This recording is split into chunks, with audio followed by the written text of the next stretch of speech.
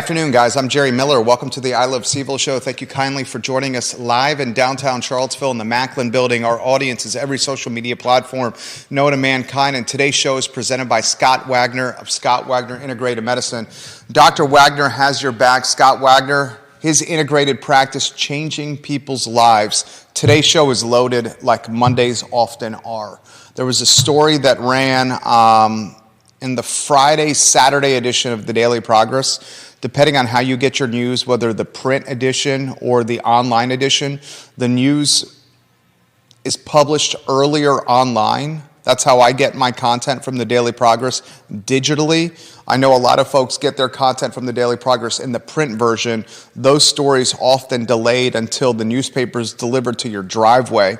But there was a story that was published Friday, Saturday that's flying under the radar that I have to talk about. There's a student at Albemarle High School that got popped by teachers and admins and later the police for an anti-Semitic message, anti-Semitic and homophobic message, vandalism at school grounds at Albemarle High School. Long story short, this student later was found to have a knife on school grounds at Albemarle High School. It leads me to ask a lot of questions, okay? Questions like, should all parents at Albemarle County Public Schools be notified if a student has a weapon on grounds, even if the parents are not part of that school? Okay, I would think at bare minimum, all parents should be notified anytime there's a weapon at that respective school. That was done. The question I have is, should all parents for all schools at Albemarle County Public Schools receive a notification from someone at ACPS that this happened? The next thing that's particularly most concerning to me was at the end of this Daily Progress article, and the headline of the article is this: Albemarle High student suspected of vandalism, charged with carrying a weapon on campus. It was printed on March 31st. A lot of people did not get this news until April 1. April 1, which was a Saturday, and maybe it got lost in the shuffle. The Saturday newspaper is often the least read one, because folks just have so much going on. In this article, which you can find online, the ACPS spokesperson, who we kid because we care. We rib him a little bit. We call him Philly G, two-shot Judah Wickhauer. How you would pronounce his last name in your opinion? Jaramita. Okay, you're right. I'm going to call Philly G. That's the exact pronunciation of his last name. This is what worried me. I don't know about you, Judah. The school spokesman says this isn't the first time this has happened. He says he thinks this has happened less than 10 times division-wide that a student has been found with a weapon on campus. He says we follow up on those incidents. Thank you for following up on those incidents. He says sometimes the report of a weapon on a student's person doesn't amount to anything. Other times the student is unaware that they have a weapon on them. That confuses the hell out of me. That doesn't confuse me. How you're unaware that you have a weapon on you? You're unaware that you have a weapon on you at school. Okay? You have a pocket knife. This is work. I have a pocket knife. Work and school are different. Having a knife on your person at school and not being aware of it is the definition of what? I don't know if there's a definition. Moronic? You're going to say it's absent-mindedness? People go to the airport absent-minded, go through checkout, and have a knife on them? Yeah. Okay, I have a hard time giving folks the benefit of the doubt in that scenario. A student goes to school with a weapon on them and is unaware of it? We're not necessarily talking about, like, putting a gun in your pocket. I'd say a knife is concerning to bring to school. I know, but it could be something as simple as, like, a Swiss Army knife. Yes, that's fair. In one of the pockets of your backpack that was in there from the weekend when you were out, out camping with your friend. I had parents reach out to me about Western Albemarle High School a little bit ago. A student brought a gun to Western Albemarle High School and showed other kids It got to the point where police officers were having to visit the homes of the students who saw the gun at Western Albemarle High School. Okay. Okay, so the school spokesperson, Philly G, said this year alone, less than 10 division-wide of incidents of weapons on school grounds. Philly G straight up says that to the newspaper. He says, the report of a weapon on student's person doesn't amount to nothing sometimes. Other times the student is unaware. I have very little latitude or patience for a student who's unaware of having a weapon on their person.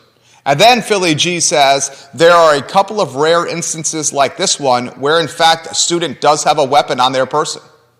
This is Albemarle High School, yet again at Albemarle.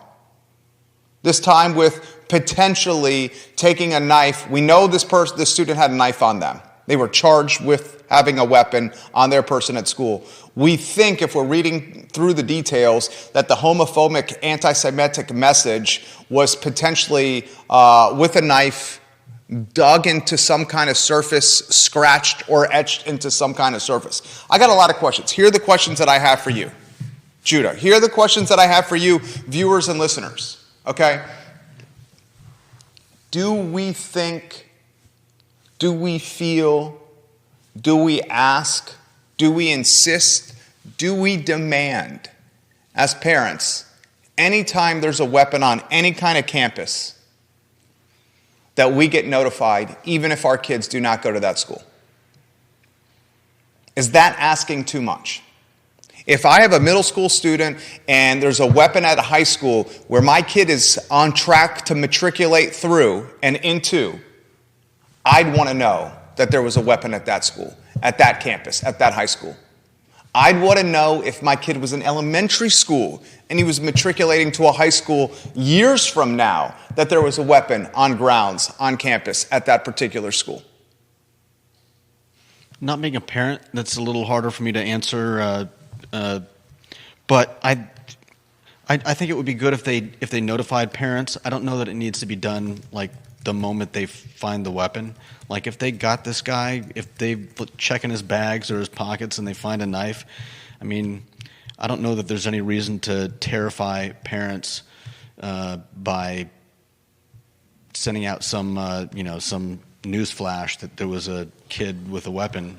How do you feel, viewers and listeners? Vanessa Parkhill says this: Boy Scouts, Cub Scouts used to carry a pocket knife often. Always be prepared. Maybe the Eagle Scout doesn't see it as a weapon, rather as a tool. Totally get that. I also, and I respect that comment, I also hope the Eagle Scout has the judgment, because he is an Eagle Scout, not to bring the knife to school. Yeah, but like it's a judgment call. It's a judgment call. It's a judgment call if they know it's in their pocket or in their backpack. If they don't know it's in there. Parents, are you okay with that? That we give the benefit of the doubt because they're unaware that there's a knife in their backpack? I think they already do give them the benefit of the doubt. But it's on a case-by-case basis. That's the key, is a case-by-case basis. And that leaves a lot of circumstances up to subjectivity. No, And subjectivity when it comes to weapons at school makes me really, really nervous.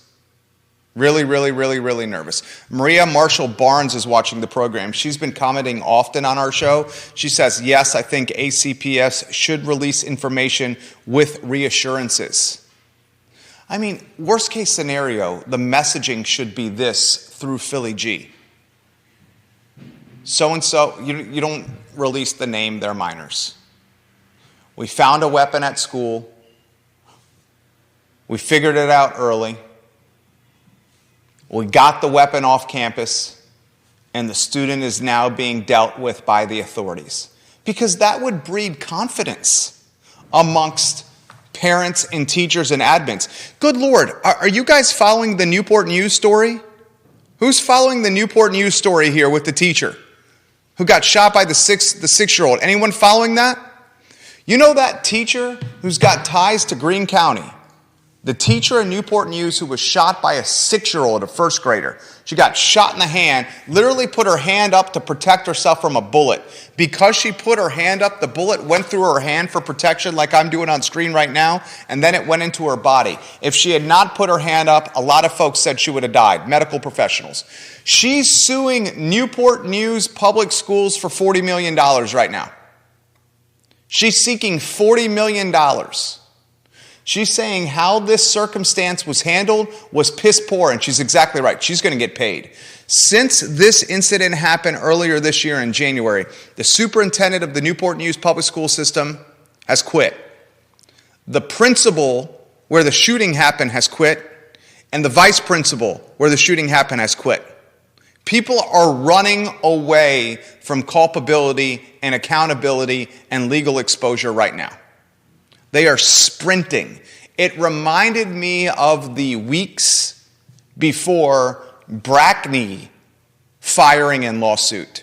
The weeks before Brackney's firing and lawsuit, a number of people at City Hall in upper management resigned or pursued other professional opportunities. Chip Boyles, friend of the program John Blair, spokesman Brian Wheeler, all hit the road jack and got out of City Hall during all that Brackney brouhaha.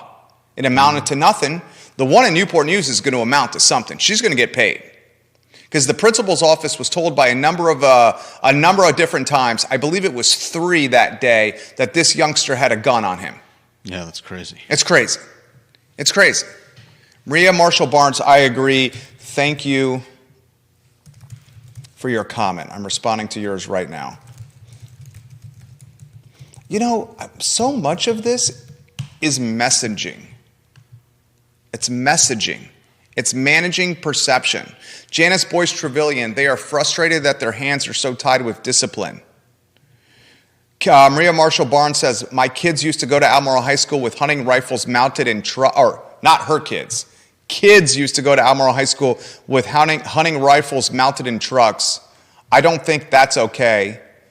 Your kids are the quickest ones to relay school issues, never school. So sad it was reported that student had issues, it was ignored. She's talking about the Newport News one. Oh, man. I think the parents in the entire school system should be notified.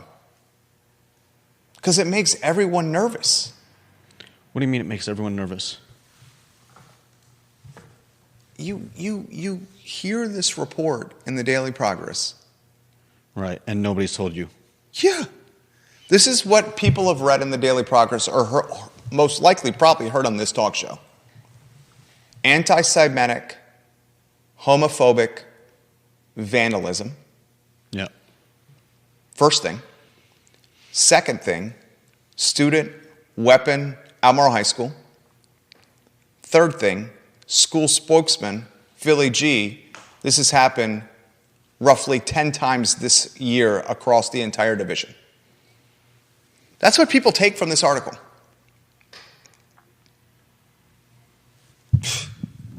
It gets you back to this, okay? This is the age-old question. Viewers and listeners, this will ruffle some feathers here. You know what would prevented the knife from being in the backpack and being utilized as the anti-Semitic, homophobic, vandalistic tool? You know what would also prevent students who are unaware that they have weapons on their person? Are you talking about a metal detector? Okay. What solves the unaware problem? Metal detectors. What solves the knife in the backpack that's utilized for anti-Semitic, homophobic vandalism? Metal detector. What would have kept a first grader from smuggling or hiding a gun into a Newport News elementary school? How the hell a first grader got a gun into an elementary school? I don't even know. Metal detector. You utilize the word metal detector, though, and you're framed as the Gestapo. You utilize the word metal detector, and you're depicted as the school to pipeline prison evangelists. Well, there is a question of how do you pay for that? Are you talking about metal detectors at every entrance of every elementary school, every middle school, every high school? Let me ask the parents. That's a lot of money. My wife and my father-in-law were talking about this over the weekend. And my wife and my father-in-law, they both said, bring them on. The only ones that are going to get in trouble with the metal detectors are the ones looking to do something wrong. You can make a legitimate argument that the metal detector may have a greater immediate impact than one school resource officer. Albemarle County is budgeting one school resource officer for all its schools. One school resource officer for all its schools or metal detectors at the entrances of the schools. What is the more impactful strategy? You can make a legitimate argument it would be the metal detector. But you start using metal detector at public schools and people, especially in this community, start hurling names at you. Moms and dads watching this program, you got beef with a metal detector at your school? Would you care if they installed a metal detector at the entrance of your school? Moms and dads watching this program, would you care? Would you care? I don't have kids. I think there's more of a. I think there's more of a. What's the word I'm looking for? Money and time sink than you realize with something like that. Because not only do you have to pay for the metal detectors, but you've got to have somebody that's at an entrance who can search through a kid's pockets and bags anytime they come in and the detector goes off. I mean, You're saying it's going to cause more problems. I'm saying I don't know how you get through the logistics of not only paying for and installing metal detectors in every single school, but then also hiring someone who can get to fair feedback. Any entrance that, I mean... No, it would be at the main entrance. So just the main entrance? Yeah. All right, well, so that's one person, but that's still one person for every metal detector. It would be just the main entrance. Anytime kids go in and out, you're going to have false positives. Maria Marshall Barnes says it's done at the University of Virginia emergency room. Okay. She goes, it's done at UVA emergency room. If it's done at UVA ER, why isn't it done at public schools? I mean, I think it's the logistics problem of it. It's paying for all of it, and then it's having somebody that has the authority to stop any student that comes through and sets off the detector. Juan Sarmiento says, I'm good with the metal detectors. Train a teacher or admin and assign like bus duty. There you go. Bob Yarborough says, where does that end though, Jerry? Metal detectors everywhere. We moved here from Mississippi years ago in part because his daughter Sam was about to start a middle school with metal detectors. Juan Sarmiento says if they can afford a security guard, they can afford metal detectors. What would solve students being unaware of having a weapon on them? Are we most likely to have an admin or an SRO search all students that are unaware that they have a weapon on them, or have that unaware weapon be caught by a metal detector? But they're not really the ones that are the problems, are they? No, the unaware students are not the ones that are the problem at all. But having a weapon on you and being unaware is still a problem. They may not be causing the problem, but it's still a problem. It's still a problem. Are we not at this point? And I appreciate your perspective. It's valuable. You're certainly a voice of reason, but you don't have kids. Right. So you don't know what it's like. Yeah. To send your flesh and blood out into the world unprotected without your supervision. That's true. That's a completely different feeling of vulnerability that you don't understand until you have children. Mm-hmm. And I'm not speaking you specifically, I'm talking in general. No, I know. My level of concern, fear, and the sense of vulnerability took a completely different level and went into a different category of significance when we had children. Mm-hmm. And my wife is on a completely different level than me. And Bob, King of Redfields makes a great point. Where does it end, though? Yeah. If the SRO opens up the metal detector conversation, what's after the metal detector conversation? Stop and frisk? Search? Open lockers? Go through backpacks? What's in pockets? Yeah. Okay? And that's a fair comment. It could go that way. That's a lot to do. SRO goes to metal detector. Metal detector, does that go to stop and frisk? Does stop and frisk go to search backpacks and lockers? Does search backpack and lockers go, what's in your pockets on your person? Because when you start getting to that level, you could see why some folks, and Bob's making that point, and be like, hey, this is a violation of personal space and personal freedoms and rights. Yeah. But I mean, what are you going to do? 2.5 hours from here, we saw a 6-year-old sneak a gun into a school and shoot a teacher. Yeah.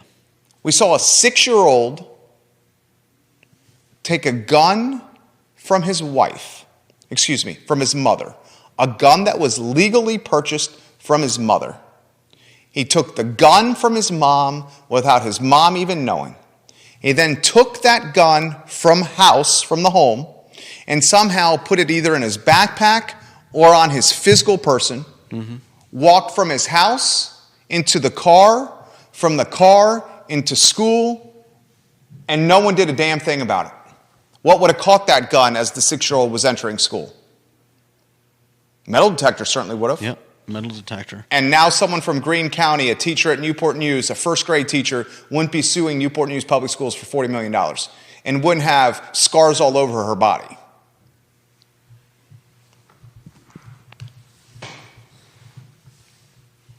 What do you think, viewers and listeners?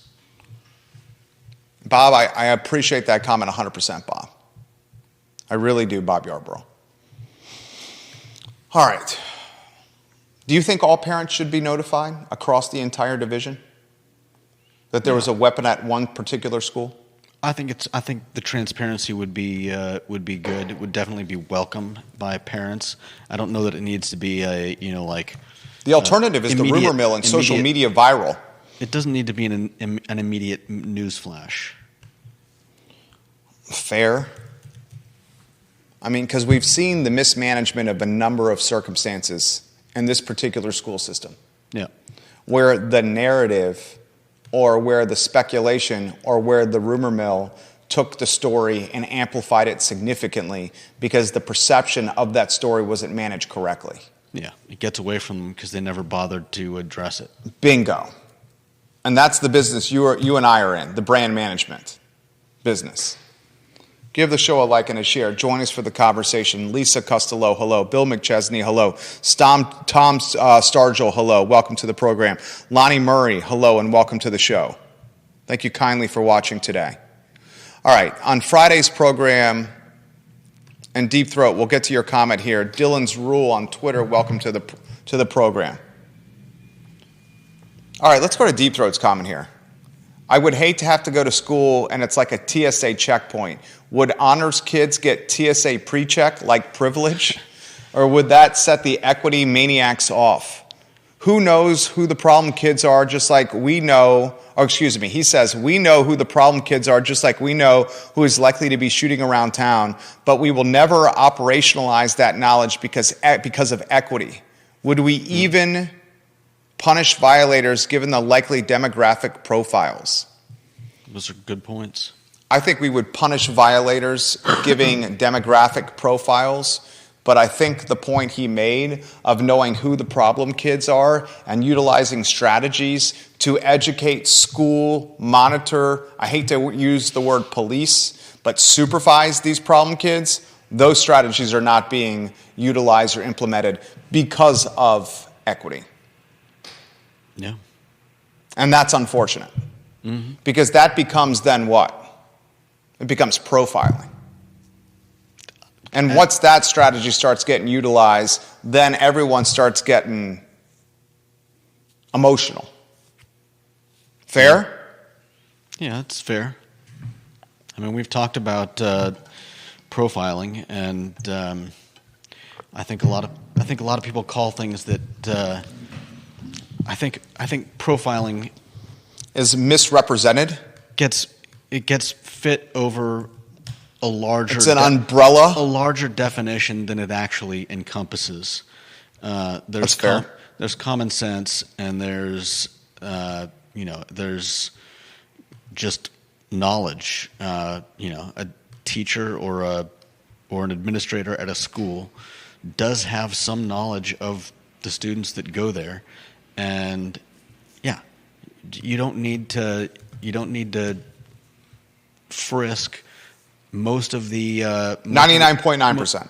Yeah, most of the honor students, probably a lot of the kids, but there are certain kids that the teachers and administrators would know that this is a kid that probably needs to be checked once in a while. John Blair, welcome to the show. Viewers and listeners, your thoughts.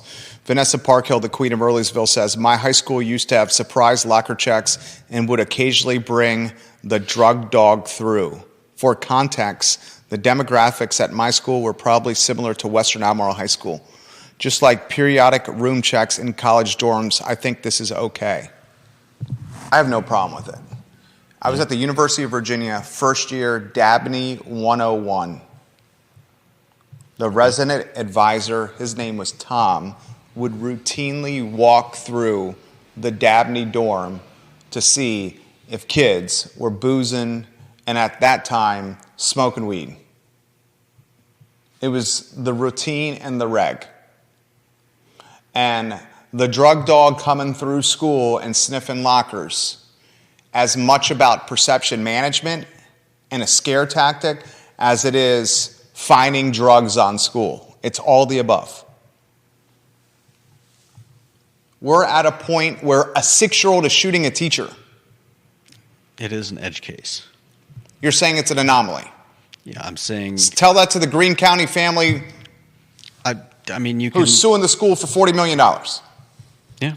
And they're going to say, how do you think they're going to respond to you calling their daughter getting shot an anomaly? Probably not favorably. I'm not sure why they would take offense. It's true. How many 6-year-olds have... How many 6-year-olds were the school system and the victim's colleagues went to the principal's office on 3 occasions and said a 6-year-old's got a gun on his person? Do something about it, and the principal's office didn't do anything?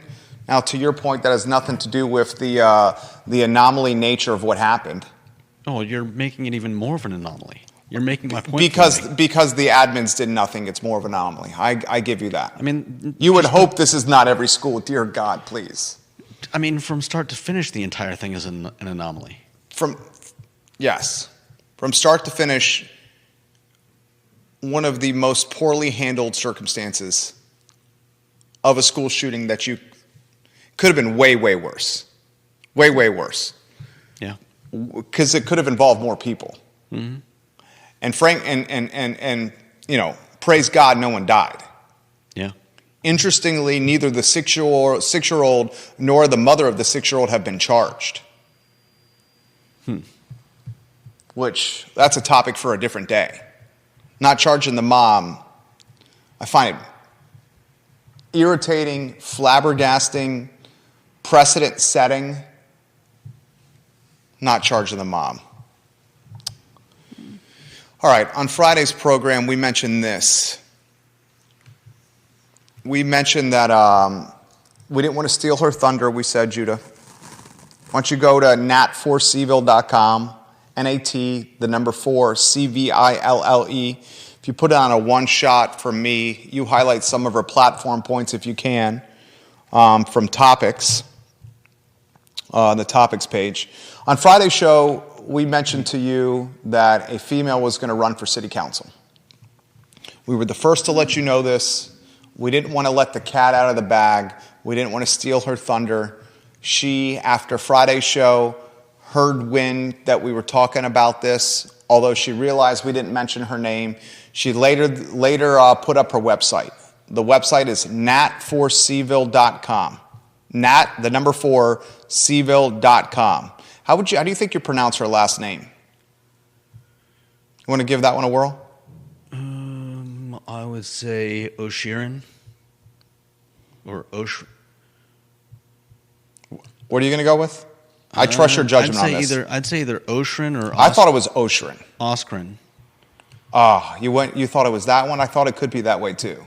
Oschrin or Oschrin? I mean, I honestly don't know. I think it's Oschrin, but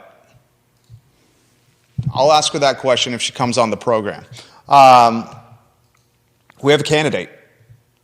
Let's call her Natalie Oschrin.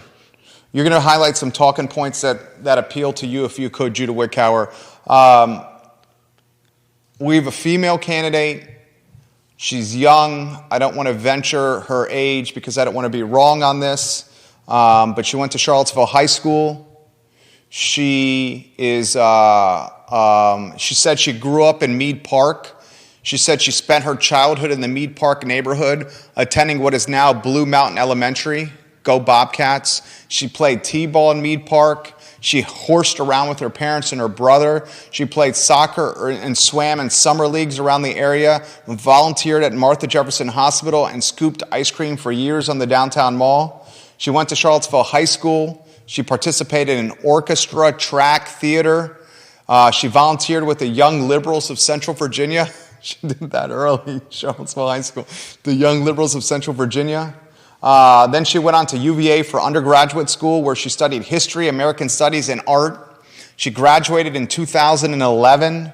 So she's approximately, I'd say, 33, 34 years old here. She's 33, 34. She got a master's degree in tourism and hospitality from the University of South Carolina, and she came back to Charlottesville in 2016. This is a legit candidate. Bob Fenwick is also, I've been told, Deep Throat gave me this intel. Deep Throat, I appreciate you. Deep Throat says that Bobby Fenwick has the signatures, and he's going to be on the ballot. So this race just got more competitive. On Friday, we had Michael Payne and Lloyd Snook. And on Friday's Real Talk with Keith Smith, we had Michael Payne, Lloyd Snook, and Deshaun Cooper. 3 people for 3 spots. Now we have 5 people for 3 spots, with Natalie Oschrin and official Bob Fenwick, although he'd been rumored for a while to be in the mix. What strikes you from this website that appeals to you, or what strikes you from this website that disappoints you or concerns you, J-Dubs? Well, just on a quick glance through the topics, I would say that I think she has a good grasp of some of the issues that I've seen her addressing here. That she's got a good grasp of what's going on and seems to have rather pointed ideas about how she would deal with them. So I appreciate that. Her talking points. I don't see a whole lot of like generalities and like, oh, housing is horrible and we need to fix it. And okay, that's great, but how do you want to do that? She seems to have some ideas. She talks about housing affordability. She talks about transportation and making transportation for walkers and bikers improved. She talks about the town and gown relationship of UVA and the city of Charlottesville and how it's becoming the city of UVA and how you got to manage that.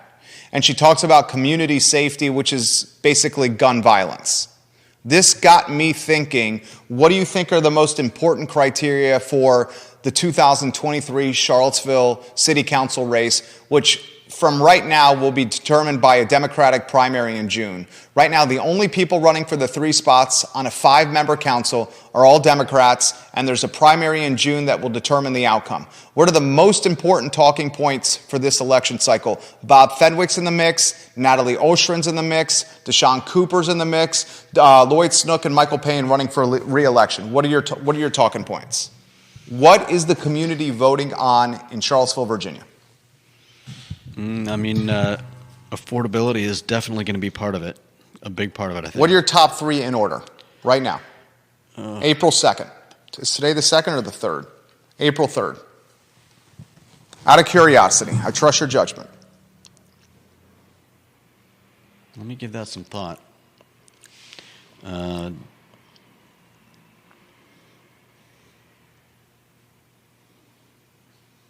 I'll have to think about that. Definitely housing affordability. Definitely, I think some of the other issues that she's talking about. I don't know. I think the number one talking point right now in the city of Charlottesville is gun violence.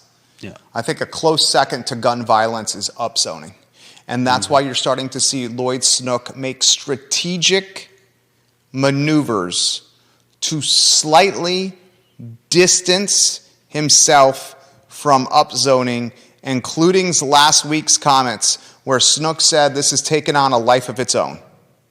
I think what determines 3 people getting into office, Charlottesville City Council, gun violence, upzoning, top 2 spots by far. Housing affordability, maybe on that next level. Assessments and taxes, maybe on that next level. People getting irritated and tired with how Charlottesville's spending taxpayer dollars, maybe right there on that next level. Maybe on the third level, the city manager search. Although Lloyd Snook said on Real Talk with Keith Smith on Friday that the city manager search is going to be done this summer. That was breaking news. He said it's going to be done this summer, before the election cycle. Nice. Interesting to see if it happens before June in the Democratic primary. Another thing that we should be watching closely is will an independent jump in the mix? Will we have an independent jump in the mix? Mm-hmm. That has not happened yet. The news you're hearing first from any platform in Central Virginia, Natalie Oschrin is running for Charlottesville City Council. I will reach out to her and see if we can get her on the program. I'd love to hear what she's about. I like her strong ties to the area.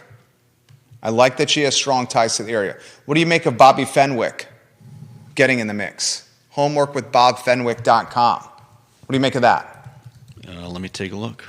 No, you know, Bob's come on the show. What do you make of Bob Fenwick getting in the race?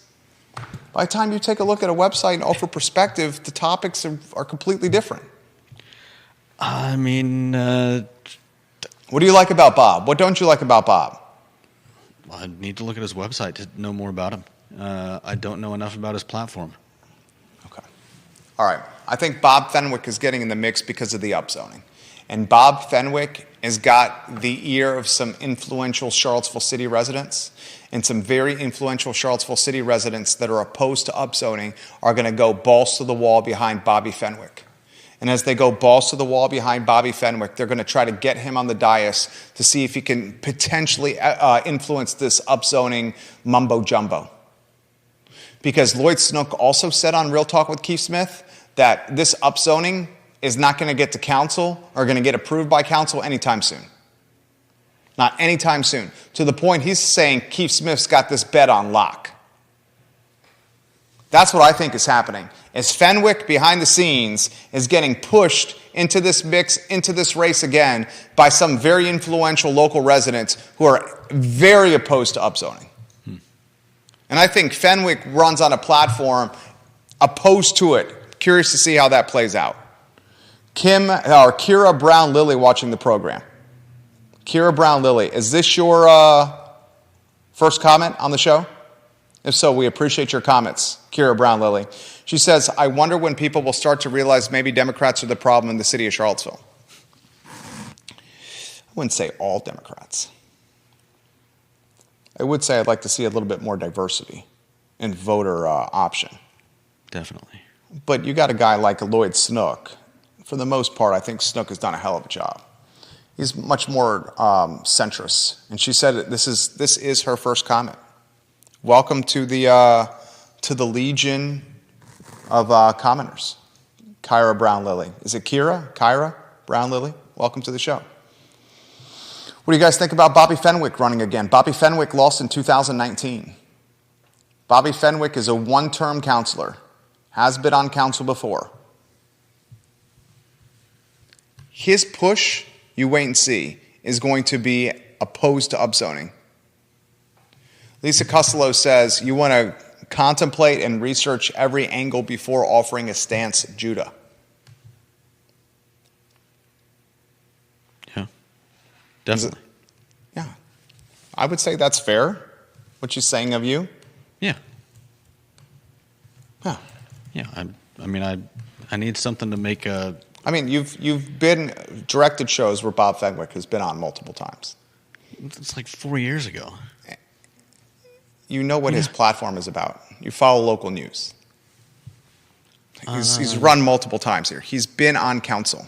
Bob Fenwick is no... It'd be one thing if I was asking Natalie Oschrin. She's a rookie. Or Deshaun Cooper. Fenwick has been around the block. Still, I respect the fact that you want to consider everything before offering perspective. I'm totally cool with that. Judah Wickhauer is a well-thought-out man. That's how I responded to her comment. I would say that's fair. You're a well-thought-out man. Yeah, I mean, I like to. I like information. I like to know that that I've got all the sides of it, because I think a lot of times people people either pick what they want the narrative to be and just run with it, or they pick and choose. They pick through the available information and disregard whatever doesn't fit their narrative, and they run with it. And I'd rather. Well, that's fair, but right now you've offered no perspective on Bob. I mean, okay, so we're just going to say you're offering nothing on this topic. I can't. Let me just let you know. Anything. You're literally providing no value on Bob Fenwick on this part of the show. I'm not seeing any value on Bob Fenwick on the internet.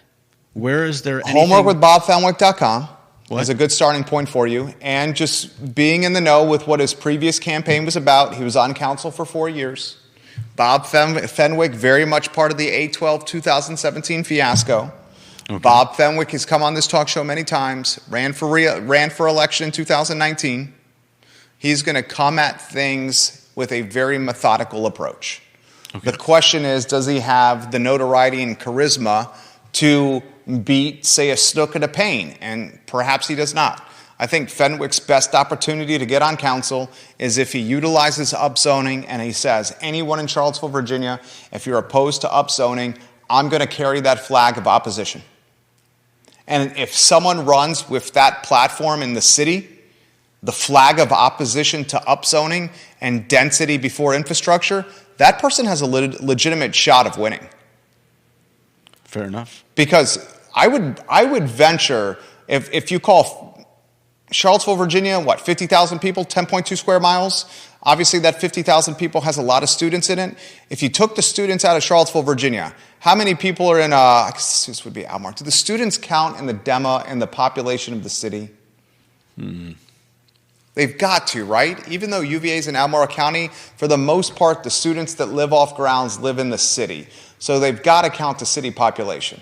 If you take the students who are not going to vote in the Democratic primary off the city population, what are you left with? A city population of what? 35,000 people? I'm looking at something that says there are 39,896 adults in Charlottesville. Okay, so I said 35, there's 39, so pretty damn close right there. I would say there's 39,000. Why don't we round it to an even 40? I would have bet you over half of those 40,000 people that are voters are opposed to upzoning. Deep Throat says 9,000 students in city population. So those 9,000 aren't going to vote. You're looking at roughly 40,000 voters. And of those 40,000, there's kids, so that number's even less. When you took the kids out of the mix, how many legitimate voters and how many people are going to actually go out and vote in an off year? No president, no governor's race. The winner's probably going to get, let's see what 2019 Charlottesville Democratic primary. I'm looking at the 2019 Charlottesville Democratic primary. Let's see results. Let's see if you can find those election results. I think I might have them here. All right, this puts it in perspective. In 2019 Democratic primary, Michael Payne won the primary with 3,661 votes. Does that not scare the bejeebus out of you? 3,700 people are going to put someone on council? 25%. What's that? Oh, you're talking about the number of people? There was. They're fairly even numbers for all the candidates except for Bob Fenwick. Yeah, Bob Fenwick got hammered. Pinkston came in fourth. McGill third. This is the 2019 Democratic primary. You ready for this? 2019 Democratic primary. Michael Payne won it, 3,661 votes. Snook second, 3,506 votes. McGill third, 3,184 votes. Pinkston fourth, 3,077 votes. Fenwick got crushed, 1,228 votes. In 2019, the Democratic primary, 14,656 people voted. 14,656 total. Yeah, less than half the adults. Deep Throat says 30,000 active voters in Charlottesville. This just became a race. Dan Pettit says he's listening to us on a beach. Which beach are you at? Good afternoon, Mustache Dan Pettit. Which beach are you at, Dan?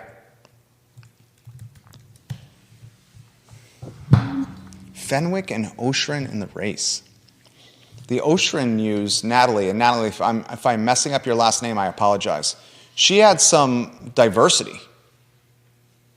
She had some diversity. She adds diversity. Oh, yeah. Because it otherwise was going to be... White men. Well, Deshaun Cooper's black. Okay, yeah. Men. It was going to be all men. Mm-hmm. Is that advantageous for her? I would think so. I would say clear cut, yes. Only female on an all-male ticket? Clear cut, yes. Yeah. If I was a betting man and I was setting odds, let's go to the Market Street odds makers. We are the Market Street odds makers. Who would you say is the favorite of the 5? Market Street odds makers, who's the favorite of the 5? We should save these odds to see how right we are. I mean, I think I got to give it to Michael Payne again. Okay, you go Michael Payne. One thing Judah highlighted, and he's 100% accurate, is never underestimate the advantage of being an incumbent and the name recognition that goes with it, especially in an off year, no governor's race, no president's race. Yeah. So you say Payne is the favorite of the 5? I think so. I'm going to say Lloyd Snook is a slight favorite of the 5. The Market Street odds makers are going to set the odds like this. Snook, a 3-1.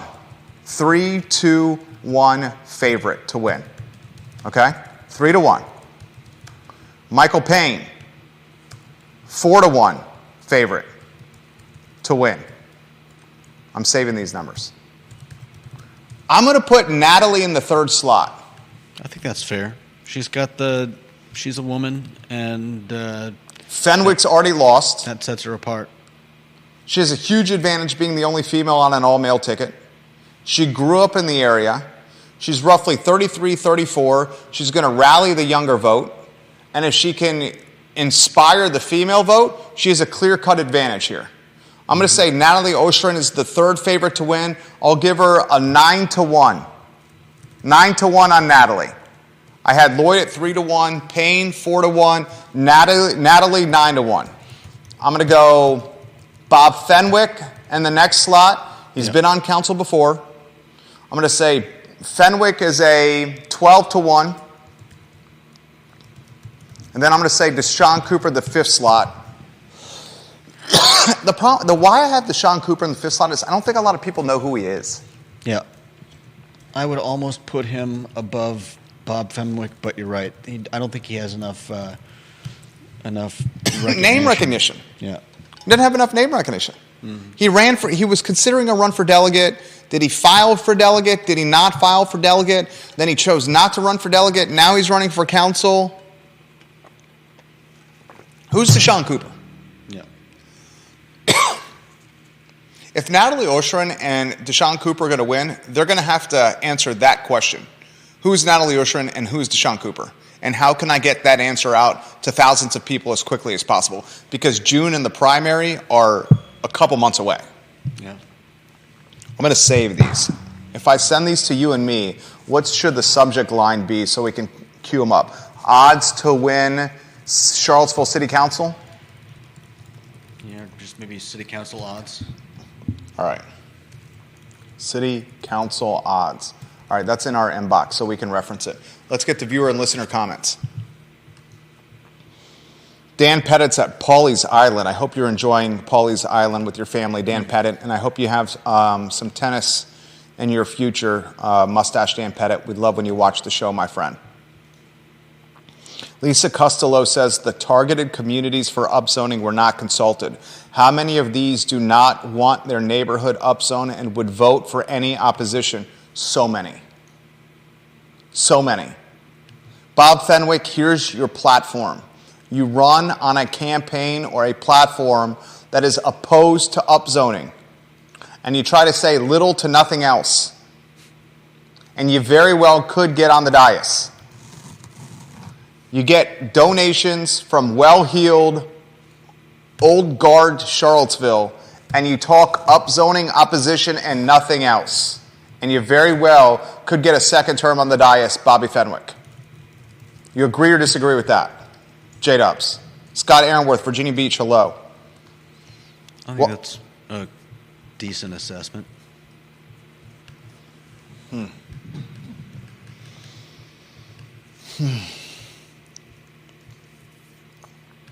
I'll reach out to Natalie. We need to get the candidates on the program so we can all get to know them. I'm dying to get to know them. I yearn for this knowledge. Devil's Backbone is nearing an opening at their West Main location, the former home of Hardywood and the former home of Skipping Rock. What does Devil's Backbone have to do differently as they schedule to open next month in the Lark Building at 1000 West Main Street, the space previously of Skipping Rock Beer Company in Hardywood? What do they need to do differently than Hardywood and Skipping Rock to survive? Bob Yarbrough, this question's for you too, because I think your knowledge on tap rooms and beer is second to none, and I mean that as a compliment, my friend. I'm right there with you, Bobby Yarbrough. What does Devil's Backbone have to do differently to have longevity and success and to prove that they can have success at that location, a location that Hardywood could not find success at, nor could Skipping Rock? For me, it's clear cut. I think they need to make it easier for people to get there, get in, and get back out. How are they going to do that? I don't know. How are they going to fix the parking problem? They can't fix that. Well, then... And there's no parking lot there. Well, then it's going to be rough. This is what I would do if I was Hayes Humphrey, the CEO of Devil's Backbone. I would make sure the food at this tap room was legit, because craft beer is high octane, especially Charlottesville's craft beer, which is very hoppy and very IPA-centric. If you do not have legitimate food at your tap room, food that can be an absorber of alcohol, I'm talking about delicious pretzels, I'm talking about doughy carbs that can absorb the booze, your customers can't stay there long term. My favorite beer is the Minuteman. It's a 7% beer from Three Notched. There's only so many Minuteman pints that you can drink without having a belly full of absorbers. That's one of the things that location, Skipping Rock, and that location, Hardywood, did not do well. They did not make food legitimate or food approachable or food accessible. So people could only stay for one or two gingerbread stouts or one or two Christmas mornings or one or two great returns before leaving because they had to eat because they were getting hammered. Yeah. Have legitimate food there.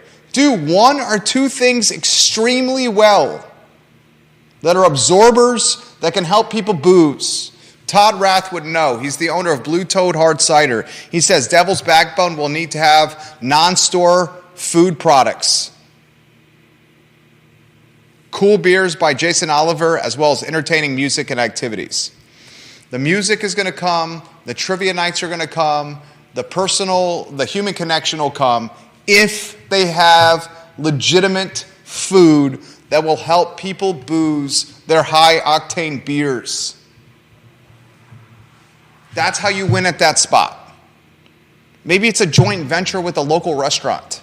Yeah. Skipping Rock was trying to do that with friend of the program, Curtis Shaver, and Peloton Station. They were trying to form some kind of joint venture of some kind where the food was going to be delivered quickly from Peloton to the Skipping Rock spot. It never materialized, though. And I almost think you can discount what happened to Skipping Rock because of COVID. It was an anomaly. It was an aberration. Skipping Rock legitimately opened at arguably the worst time humanly possible. Yeah. They were having their grand opening announcement on the I Love CVille show in late February before COVID hit. Yeah. Hayes, good food at that location will keep people staying and drinking. That 8-point IPA is high octane. Give us something to drink, to eat with it. All right, what'd you learn this show? We got a 2 o'clock commercial shoot. So we got to leave here in 4 minutes. Making TV commercials here at 2 o'clock. What'd you learn today? Oh, let's see. There's a student who's making a interesting app where other students can basically report anyone with like a mental health issue or anger problems or anything, and they can do it anonymously, so that hopefully some of the things that we've seen recently, especially like with the murder of the 3 students on grounds, somebody could report a person through this SafeLine app and potentially stop a tragedy. There you go. Better communication method at times of tragedy is always welcome. Yeah. Well said. Bill McChesney, the majority of people would vote against upzoning. A majority of people would have voted against the removal of the statues. If that had happened then, August 12, 2017 would not have happened. August 12th would not have happened if Fenwick had not changed his vote of abstention. Some truth to that. Some truth to that. I think there are more people. Mr. McChesney, I appreciate that comment, and you are very knowledgeable, sir. You have a great rest of your day as well, Dan Pettit. I think there are more people that are opposed to upzoning than there were folks who wanted the statues and the parks. The removal of the statues, keeping them or removing them, was a contentious issue. But the upzoning, there's more people that are opposed to upzoning than there were people that wanted the statues staying in the parks. The upzoning is clear-cut majority want upzoning opposition. That's why we're seeing Snook adjust his word choice when it comes to this. All right, that's the talk show. 2 o'clock commercial shoot. The show is presented by Scott Wagner of Scott Wagner Integrated Medicine. And if you're watching this program, I very much encourage you to have dinner at the Clifton. It's special. The staff is spectacular. The service is top flight, and the food is created by a world-class chef. The Clifton in Keswick. Thank you kindly for joining us. So long, everybody.